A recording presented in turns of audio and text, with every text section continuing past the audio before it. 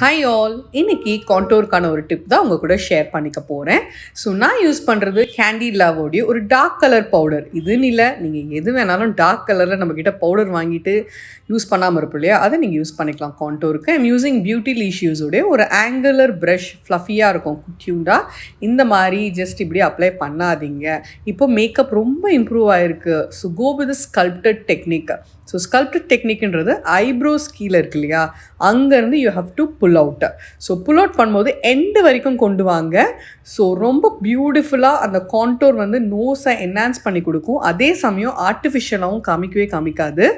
And fluffy brush use பண்ணும்போது ரொம்ப ஃப்ளஃபியாகவும் இருக்கக்கூடாது, அதே சமயம் குட்டியாகவும் இல்லாமல் ட்ரை பண்ணுங்கள். சூப்பர் பியூட்டிஃபுல்லாக இருக்கும், ட்ரை பண்ணி பாருங்கள். கருத்த மனத்தில் இருத்தி பதத்தை எனக்கு கழித்த மகிழ்த்த